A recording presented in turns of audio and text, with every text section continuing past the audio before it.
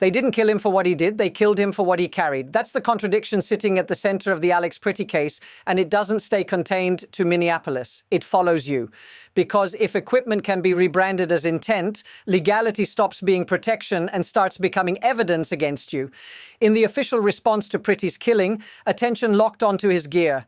An extra magazine was cited and described as proof of nefarious intent. Not an illegal act, not a shot fired, not a crime in progress, preparation. That framing flips the burden instantly. The moment law enforcement enters the scene, readiness itself becomes suspicion. Here's why that matters to you. If preparedness can be criminalized after the fact, then the rules aren't about behavior anymore. They're about optics. And optics change fast when badges, cameras, and politics collide.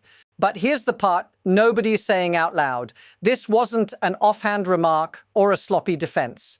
According to the pattern that followed, this language was echoed, amplified, and deployed with speed before all facts were even settled.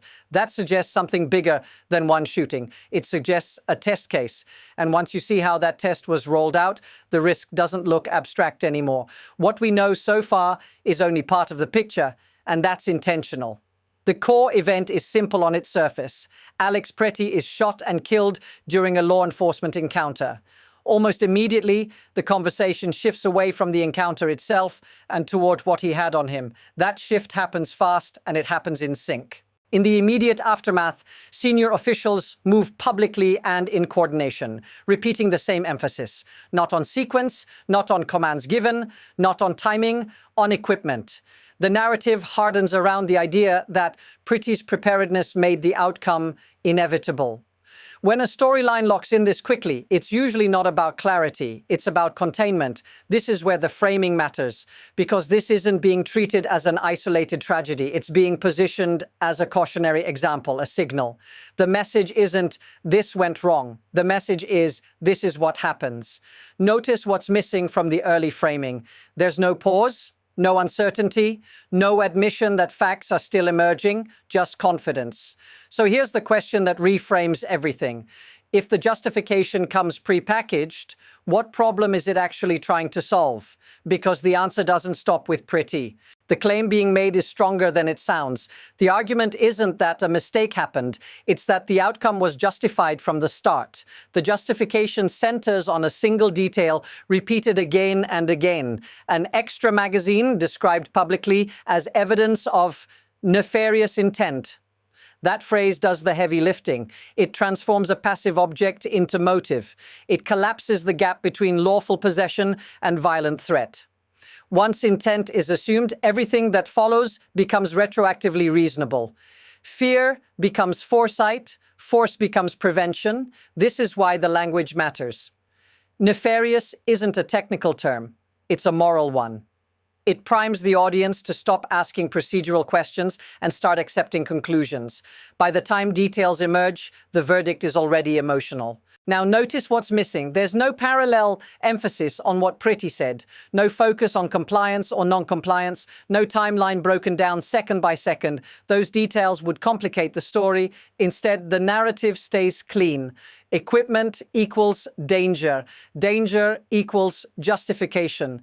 Here's why that detail changes everything. If gear alone can establish intent, then intent no longer has to be proven. It only has to be suggested. And once that threshold is crossed, the standard for lethal force quietly shifts. Not by law, by narrative. And that's where this begins to escalate. What happens next is where the situation stops being exceptional and starts feeling familiar. As the justification spreads, it's treated less like a contested claim and more like settled doctrine. The idea that armed preparedness equals threat isn't argued. It's assumed, repeated, normalized. This is how standards change without being announced, not through legislation, but through repetition after crisis. We've seen this pattern before. a shocking event, a narrow detail elevated to symbolic importance, and then a quiet expansion of what's considered reasonable. What once required proof now only requires perception. What once demanded restraint now demands speed. This is where the story flips, because the focus is no longer on whether force was necessary, it's on whether force was inevitable, and inevitability is a powerful shield. If something is framed as unavoidable, no one has to answer for it. Notice how quickly the bar moves. The presence of lawful equipment is treated as escalation. Proximity becomes provocation, and the absence of wrongdoing fades into the background. What shouldn't be normal starts to feel routine. The idea that rights disappear inside an encounter, that legality ends where authority begins. And once that expectation sets in, the next phase doesn't need to be justified at all. It just needs to be repeated. This is where the contradiction becomes impossible to ignore. While public messaging frames the killing as justified by threat, the same officials insist they are defenders of lawful gun ownership. They speak about rights in the abstract, even as they condemn a citizen in the specific. The words and the actions move in opposite directions. That split isn't accidental. It allows both audiences to be managed at once. Here's the stronger evidence. The narrative doesn't just explain the shooting, it inoculates it. By anchoring justification to equipment, it ensures no future detail can fully undo the conclusion. Even if actions are questioned later, intent has already been decided. This is the line that permanently changes how the issue looks.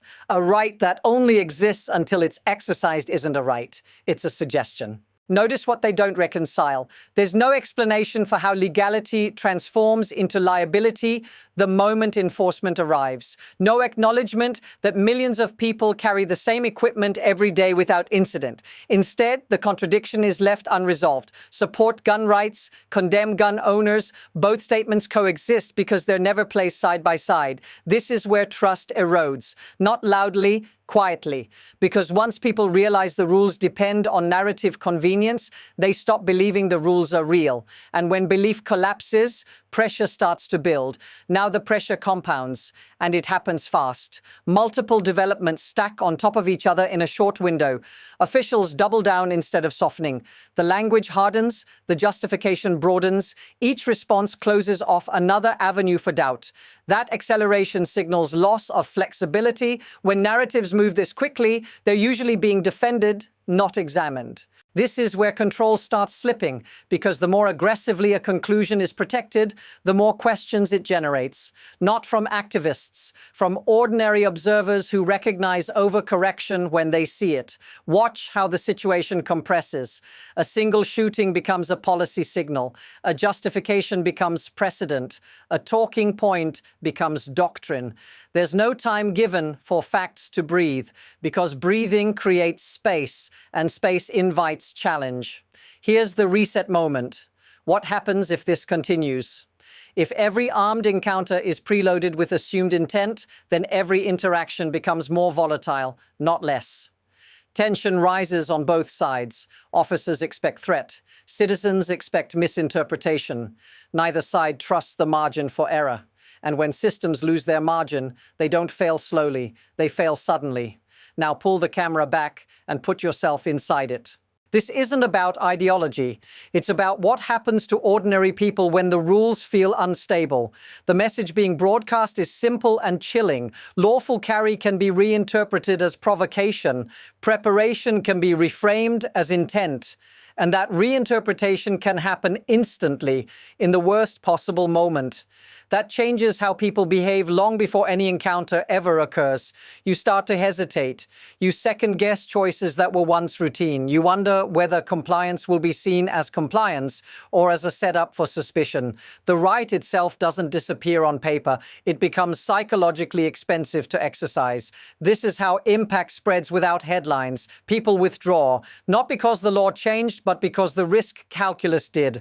The cost of being misunderstood suddenly feels higher than the benefit of being prepared. Notice how quiet that is. No protests, no court filings, just a subtle shift in behavior multiplied across millions of people. If this feels familiar, say so in the comments, because when fear replaces clarity, People don't fight the system, they adapt around it, and systems that rely on silent adaptation can drift very far before anyone notices. That drift is what enables the next layer. What makes this unsettling isn't the outrage, it's the mechanism. The justification relies on leverage, not law, narrative leverage, institutional leverage. The ability to define threat faster than facts can contest it. Once that leverage is applied, accountability becomes optional. This isn't about one administration or one case, it's about incentives. Institutions are rewarded for certainty, not hesitation. For control, not ambiguity. Admitting error creates exposure. Asserting inevitability creates closure.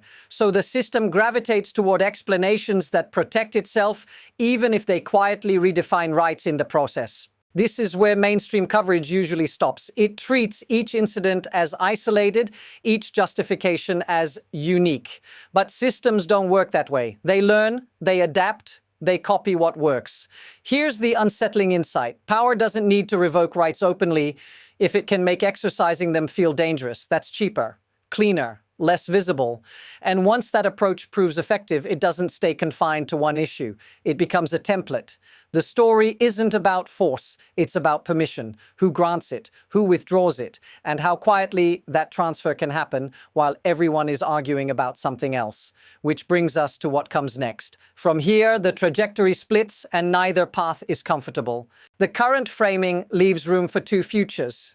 In one, the narrative hardens into precedent.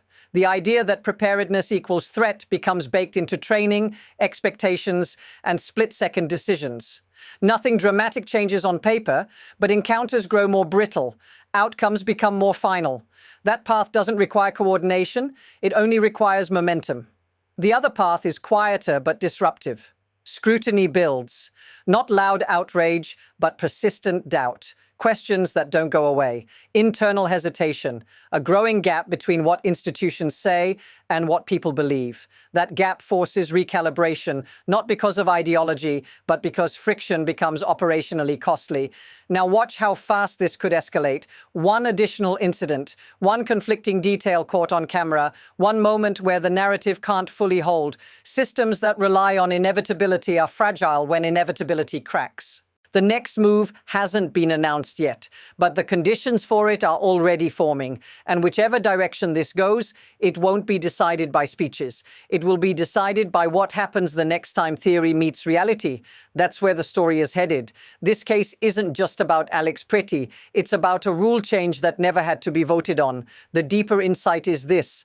When justification shifts from actions to attributes, from behavior to preparedness, power no longer has to prove anything. It only has to interpret. That's the loop this story closes and the one it opens. Because once interpretation replaces evidence, every future encounter becomes a referendum on perception. If you want to understand where that leads and how often this pattern repeats under different names, follow and subscribe. We're going to keep tracking how these standards are built, tested, and normalized. Because the most important rule changes are the ones that never announce themselves. Before this fades into another headline, hold on to one thing. This story was never about a split-second decision. It was about a slow redefinition. When the focus shifts from what someone does to what they possess, accountability doesn't vanish. It relocates. Away from evidence, toward interpretation. That's the quiet change underneath the noise. A system that no longer asks what happened, but how did it look? And once that standard takes hold, it doesn't stay rare. It spreads because it's efficient. Alex Pretti's name will eventually disappear from the cycle. The framework built around him won't. It will surface again with different facts, different people, and the same logic. The question isn't whether this was justified. The question is what it authorizes next. If you want to keep following how these patterns form before they harden into doctrine, subscribe. Because the next case won't start where this one ends. It will start where this one quietly made permission.